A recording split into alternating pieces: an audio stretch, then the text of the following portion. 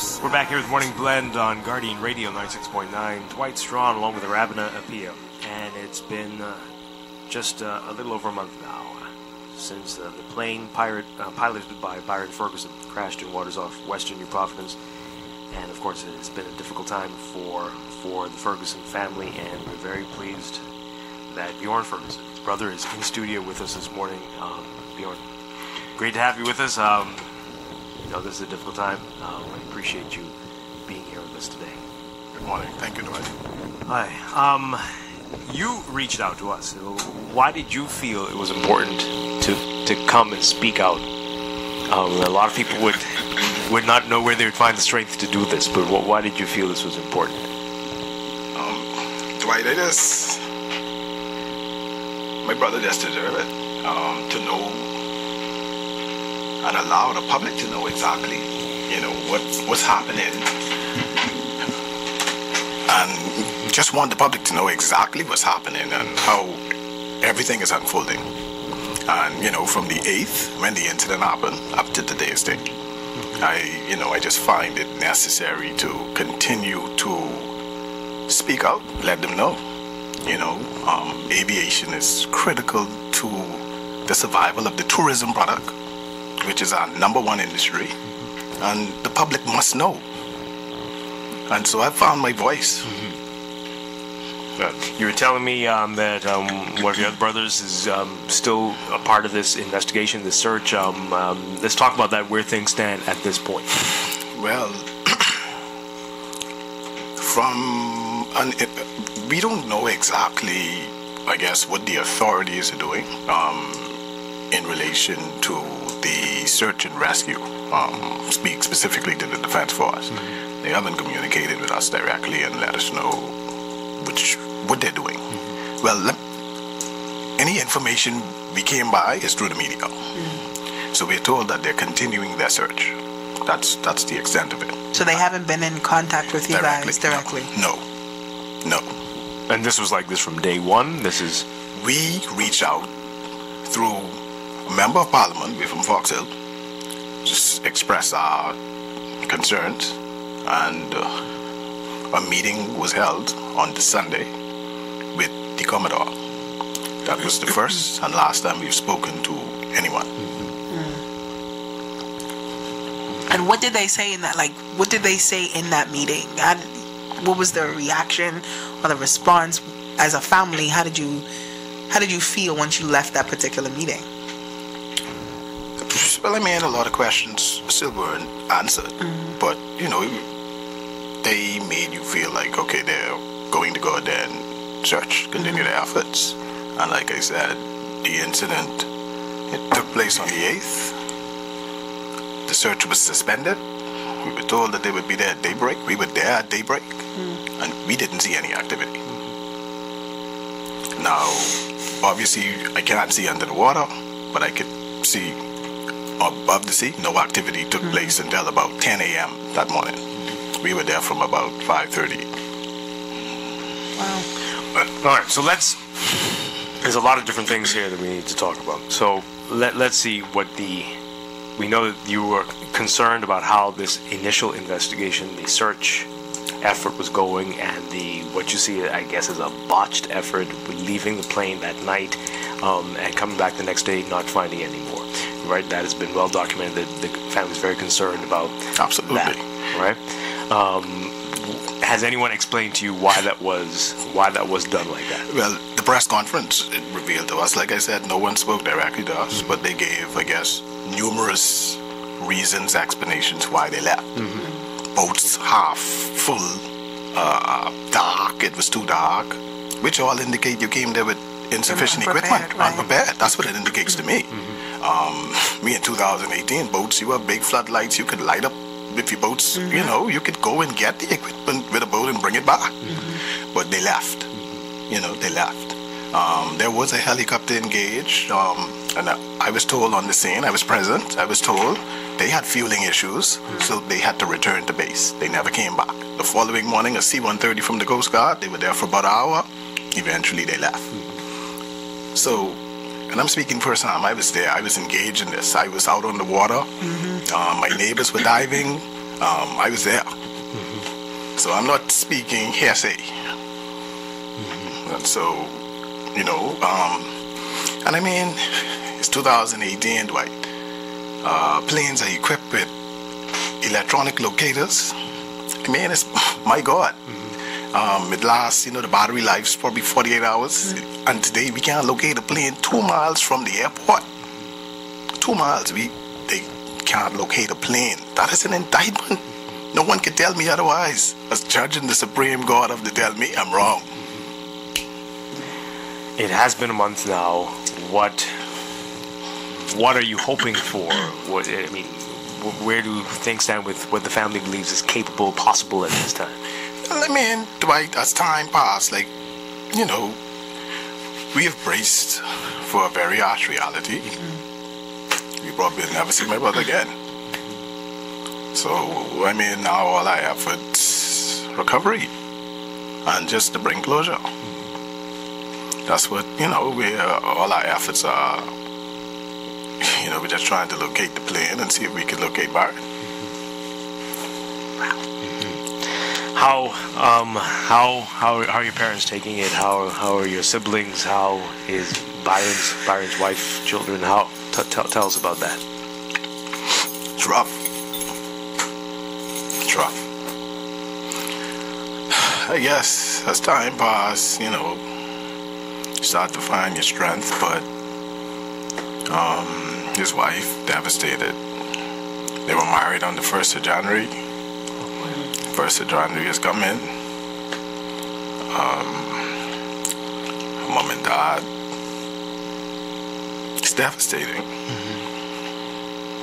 But, you know, we're a strong family.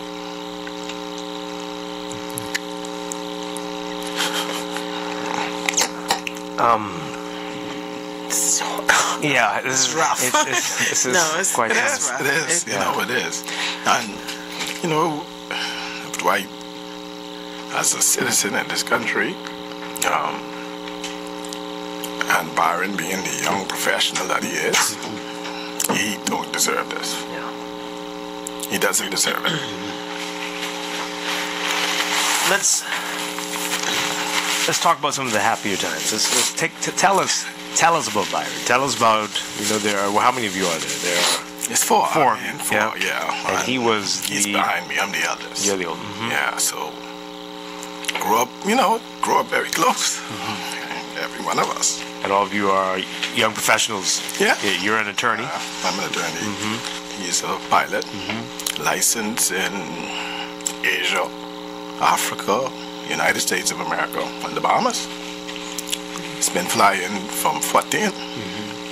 Graduated Florida Air Academy, top of his class. Received the Aviation Award of Excellence in 1999. 4.0 student. Smart guy, loving guy. We're not blaming anybody for the crash, though. You know, accidents, air accidents, they're gonna happen, you know. But our criticism remain there: search and rescue, search and recovery. So, what, in your opinion, like, what would have made? Because obviously, this is a horrible experience for any family to go through. Absolutely. Right. So, what would have made this process easier for your family? Obviously, just being. Communication is critical in any situation. Communication. And had that been established from day one, the family, like I say, just my family in particular, we could have given them a lot of information that probably could have assisted them and guided them. Because we share a lot of, like, I know everything. I know what he went to pick up. I know where he was. I could have given them that because they had the people thinking it was 3 people on the plane initially. But if you had spoken to us, we could have given you the flight plan. He sits on his phone and he files his flight plan from the phone. He's licensed in the US, the FAA. They're far more advanced than us. So the pilots sit in the cockpit and file flight plan from his cell phone. He forwarded it to us. I have the flight plan from day one. Right. So all of that information could have been made available to them. You know, but like I say, communication. Yeah. There's always so much guessing, it seems. Exactly. Exactly. Now, I can supply it to you. It's your job to verify. I accept that. Right. But you have information to work with. You know, and it's communication. It's crazy. You know, and then this is after the fact. It's this aura of arrogance and like they don't have to. They're beyond rebuke and reproach. You know, I pay you. I'm a taxpayer. You work for me. You work for the people. You know, like it's horrible. And perhaps communication will allow these situations to work themselves out far better. Do you think that there is also communication issues between like the various agencies that absolutely. So they're not talking to you and they're not talking to each other in silos. This one don't want to take instructions or take directives from another agency who is probably more informed and experienced in this particular role. Right. Air accident investigation might be the one to lead, but I understand the search and rescue, the defense force must be involved because they experience and have the resource and assets to address the concern. But you have to be communicating, you know. All right, we're going to break for news. When we come back, more on this. And again, Bjorn, just thank you so much for talking with us this morning. We'll take a break for news and be back. This is Morning Blend on Guardian Radio. Stay with us. The storm with his hand. Didn't you know that your baby boy has walked where angels try? And when you kiss your little baby, you kiss the face of God, of Mary. Did you know?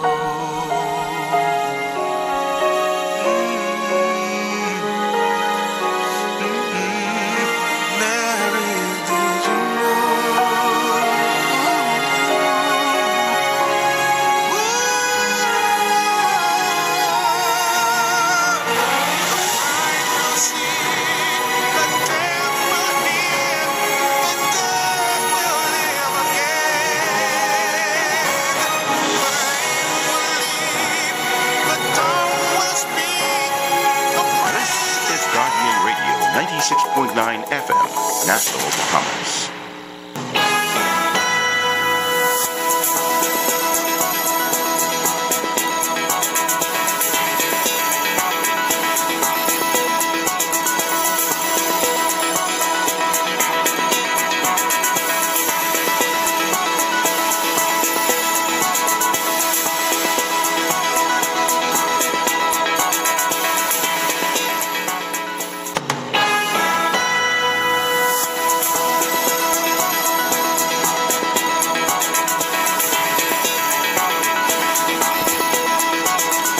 Welcome back to Morning Blend here on Guardian Radio 96.9. We are streaming live on GuardianTalkRadio.com and on the Guardian Radio app for smart devices. We're also on your televisions on Cable Bahamas Channel 969 or BTC Flow Channel 612. You can tweet us at Morning Blend 969 or Facebook.com/Morning Blend 969. Text us 422-4796. And now at 8:23, it's time for your final look at weather for today, brought to you by Bahamas First Insurance. Here's what's happening. We've got a cold front that is draped across the southeast Bahamas now. It'll be followed by a dry front moving into the northwest Bahamas today. Beachgoers and boaters should continue to exercise caution due to rough surf and rip currents along north and east coast beaches in the northwest and central Bahamas. Your forecast for today for the northwest and central islands: variable cloudiness, breezy, and cool conditions. Smoke-craft advisory in effect today. For the southeast Bahamas, cloudy to overcast with a few isolated showers or thunderstorms. Smoke-craft should be alert for gusty winds and higher seas in or near showers or thunderstorms. We're still at only 69 degrees right now in Nassau. Look for highs getting up to about 75 Fahrenheit today, 24 Celsius. Overnight lows getting down to 64 Fahrenheit, 18 Celsius. In your extended outlook, that area of high pressure will slide into the islands on Wednesday behind the front, and that's going to usher in cloudy, breezy, and cool conditions tomorrow, Wednesday, with scattered showers in the southeast Bahamas, but partly cloudy and cool in the northwest and central islands. For Thursday, cloudy to overcast with scattered showers and thunderstorms in the southeastern islands, partly cloudy, mild and breezy with isolated showers in the northwest and central Bahamas. That's your morning blend weather check brought to you by Bahamas First. First in insurance today, tomorrow.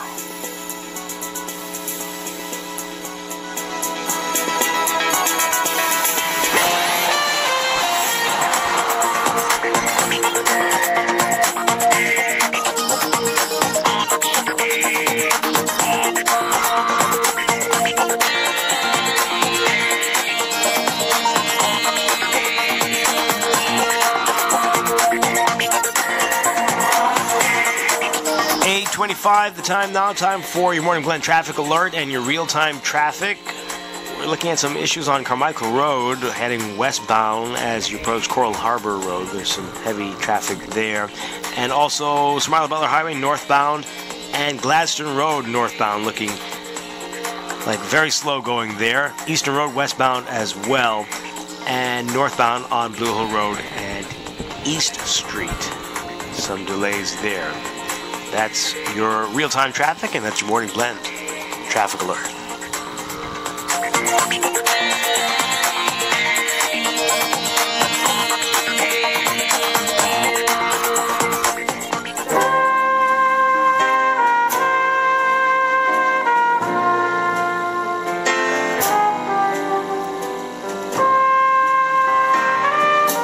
We're back here with Morning Blend on Guardian Radio 96.9. Dwight Strachan along with Arabinapia on this Tuesday morning. We are talking with Bjorn Ferguson here on this morning. This is about a month now since the plane that your brother was flying went down on the waters off New Providence, and we off air I wish one of those times I wish we were recording that, but a lot said. I'm going to try to get you to say a lot of what you said off air, on air. But you've said it before, and you said it again while we were off air, that you're not blaming anybody. Yep, I'm not. This.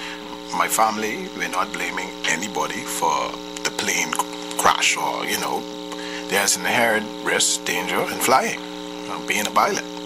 But our criticisms remain in relation to search and rescue and search and recovery efforts. Mm-hmm. That's where our criticism lies. Mm-hmm. All right, so we asked you about this off air. We know we always hear about the black box, and I asked you if there's any way that the manufacturer might have been able to help in this recovery effort there. Well, I just know that planes are equipped with electronic locator transmitters, and there is a short lifespan after the plane goes down, like 24 hours. And, I mean, I guess it depends on the specific aircraft. I think in relation to the Piper Aztec, it lasts for about 48 hours, the life of the battery for the electronic locator. And so, initially all of your efforts, must be vigorous so that within 2 days it assists you in locating the plane, Obviously, we still don't have a plane, so, I don't know if they, like I say, communication. I don't know what they're doing. I don't want to assume, but I just know, we all know that planes are equipped with electronic locator transmitters. That's all, You're an attorney now, but you used to be on the police force, and so you were talking about it. You've done your own investigations, and you believe that there's certain things that would have been just regular procedure that were not done in this case. Any crash should be approached as if initially as a crime scene. You don't know what transpired, so there is a degree of security. You must secure the crash site, making sure individuals or any other party has access to that. It wasn't done. Effort should be made to locate witnesses. These are basic things in investigations.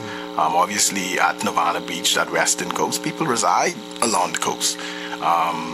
So you should try to locate witnesses. Possibly someone was on their back porch and saw a plane go in the water. The beach is right there. A command center should be set up to liaise information, coordinate resources, activities. Never happened. Like I told you, when it happened, he communicates. We have a group And we're in communication. We know, something was happening. He was in distress, so we were at the beach. So, and they suspended their search. I was just trying to find out the protocol when a search is suspended. What situations arise for you to make this decision? Right. No answers. Like I said, it's no communication, so I don't know. I don't know. But there must be some procedural or some protocols in place. I'm praying it's not an ad hoc or arbitrary kind of situation. There must be a protocol when you determine you're going to call off a search or suspend a search. I want to use the terminologies that are out there. Yeah. I know, like, one of the things that you've talked about, and we spoke about it off air a little, was this, the need for there to be some sort of change that comes out of this. Is that important for your family? Absolutely. Yeah. Not only the country. We're citizens just like everybody else. The country. Aviation is critical to everything that we do. If tourists gotta fly here. Most fly. You could come by sea as well, but the majority of them, they come by air. And we must have a safe aviation sector. And if we're not gonna be serious about it, we might as well close shop. That's just the reality. And there's so much work to be done in that industry. Just talking and being not serious, it's not gonna get us. It's not gonna get us very far. You're opening our eyes to some things that I don't know if many of us in the public are aware, as we have been talking about for years, about controlling our airspace and having that sovereignty there. But there's a lot more that comes along with that. Yep. Everybody just speaking about the monetary aspect, the monies that we could collect. There is a huge responsibility with taking over your airspace. Search and rescue, air accident investigation, that falls on the sovereign country. Obviously you could enter into agreements with other country, but the burden falls with you. It is your airspace. And so, like I say, the whole aviation industry is governed by, the contracting states in ICAO. They have a set of rules, policy, guidelines, and it's there for everybody to see. Just read it. These articles are there. These are the responsibilities of the contracting states. So when you're talking about taking over your airspace, you must be able to manage properly all that flows from it. And are you confident that we're there? Absolutely not. Wow. Absolutely not. That incident with my brother that happened that's a major, most aircrafts, you're coming from the north, you approach the airport on that northern side, and could you imagine if a jet had gone down with 200 people? I mean, I would hope that, the authorities will be able to address those concerns in a very serious way and at the standard that is required internationally. And that's what the responsibility, that's what flows with being or taking full control of your sovereign airspace. That's one of those major responsibilities. You're telling us off here about your brother who's gone to Abaco. What was he hoping to do there? Well, I mean, we're just trying to pursue. Right now, it's just desperation. We know that locally there is little assets or human capability to dive beyond 200-300 feet. So we made to understand that a submarine may be here. So we're just trying to pursue and see if we could kind of get some assistance or interest from them, and perhaps just see if we could identify where this plane is. That's just the level of desperation we're working with, It's crazy. What's next? What's next for the family? Dwight, well, I mean, at this point, right now is all about closure. We're just trying to recover plane, hopefully Byron, and we could close this ordeal. We could just bring an end to this chapter, pick the pieces up and carry on. Wow. I know. This is This is that time of year. Yep. The holiday That's season. what makes it so much more painful. You know, this is a time when we expect, him to be home, and everybody, we're there together, celebrating. He got married on the 1st of January, so it's all that's his anniversary, and so it's just crazy. Never in my wildest dreams you'd think you'd be experiencing something like this, but this is what we're up against, and just hoping that we could find closure. That's all. The uncertainty is what is tormenting everyone. What happened? Where? The uncertainty. Just can't sleep and focus. I know we were talking about it off here. It just seems that these things keep happening, and that we aren't really growing from these mistakes. Yeah, crashes are gonna happen, but we must be informed from everyone. We must continue to grow and learn. And so even locating this aircraft, I'm not even speaking about, if you locate this aircraft, proper investigation will be able to inform the sector, inform the country, so that whatever happened, you're able to put measures in place so that it doesn't happen again, So that is also a very important aspect of these recovery efforts, And obviously the family's concerned, you want to bring closure, you want to be able to recover your loved ones, or, that is also very important. Right. So I just doing a little bit of research, I think there was also another crash in Eleuthera. Plane still missing. I think they were foreigners, and we don't know where this plane is. Wow. And I imagine their family is still... Yes. Yeah. And then there was the incident in Andros. I think the search was called off, and you had fishermen who just went out there and found the plane. That is crazy to me. These are factual. These are things that happen. And nobody from any of these agencies has reached out to you? Well, we've, like I indicate, air accident investigations have been the most professional, in my estimation. They've been in communication initially, and they're letting us know what they're doing from there. We've supplied them with information that we've had. And so what have they been able to do? They're liaising with the FAA,